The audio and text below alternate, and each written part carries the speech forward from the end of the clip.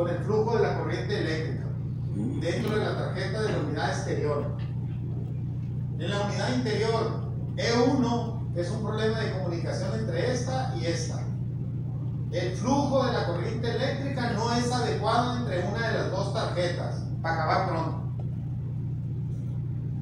EH03 puede ser el motor, EH0B el display, E5 o EH61 sensor de pozo, EA4 o EH60 sensor de retorno de aire. Esos son la codifiquería y vamos a aprender a identificar cualquier problema que pueda suceder en esos componentes. Fíjense viendo que puede generar un sensor descalibrado. Un sensor que está descalibrado produce las siguientes fallas. Se presenta congelamientos parciales en los serpentines. La unidad interior arroja agua al interior. Se presentan ruidos, crujidos regularmente durante la noche. Disminuye o aumenta la velocidad del motor de la turbina. Disminuye o aumenta la velocidad del aspa o ventilador. Ustedes le llaman a la turbina blower y al aspa le llaman ventilador. Está bien. Disminuye o aumenta la velocidad del compresor. Disminuye o aumenta la frecuencia de trabajo en las tarjetas de los equipos inverter. Aumenta considerable el consumo de energía eléctrica y se sobrecalientan algunos componentes, motores, compresores y tarjetas. Todo eso genera un sensor fuera de rango. Entonces, jóvenes, son importantes los sensores. Afectan en todo. ¿Sí? Yo les hago una pregunta. ¿Un sensor dañado interfiere en el funcionamiento del lago? 100%. ¿Un sensor dañado interfiere en el funcionamiento del ventilador en la unidad exterior? ¿Un sensor dañado interfiere en la velocidad del compresor? Entonces, si el sensor está involucrado en todo, pues tengo que revisarlo los 5. Siempre. Siempre que llegue un equipo, voy a revisar los 5 sensores. Que no les dé flojera hacerlo.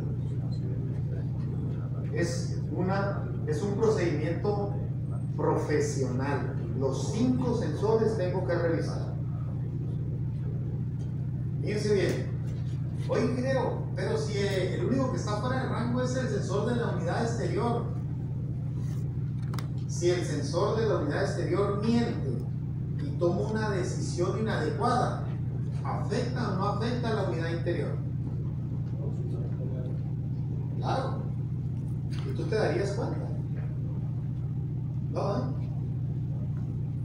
Porque si un sensor de la unidad exterior está tomando en referencia otra temperatura y él decide bajar la velocidad del ventilador, ¿qué va a pasar con la presión del refrigerante? Aumenta. Y si la presión del refrigerante aumenta, ¿qué va a pasar con la temperatura de inyección en la unidad interior? También aumenta. Y si aumenta la temperatura de inyección, ¿qué pasa con el proceso de enfriamiento? No es eficiente. No enfría bien. El problema no lo tienes adentro.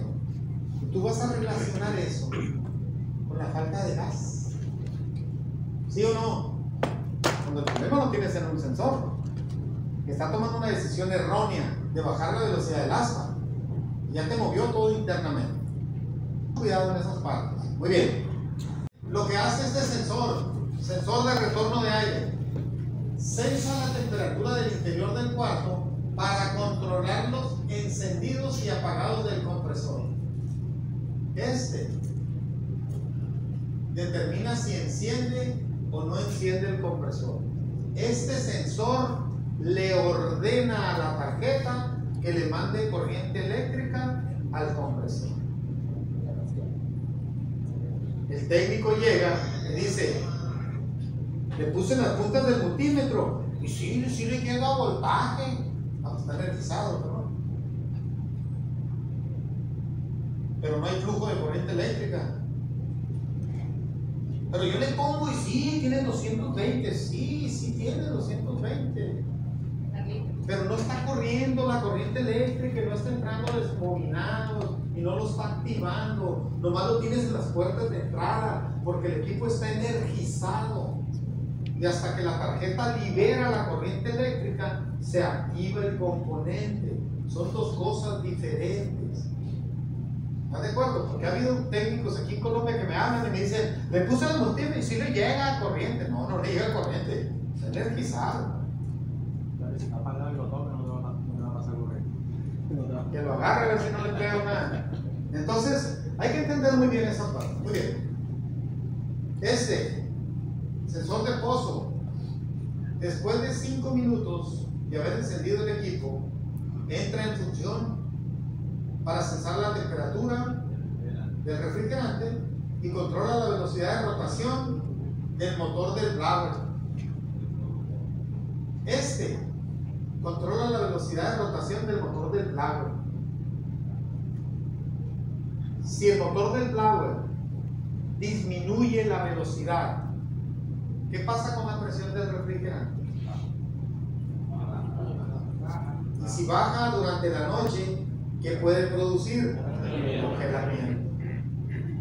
Y el congelamiento, el técnico lo relaciona con la falta de gas siempre, porque lo trae en su cabeza, porque así aprendió.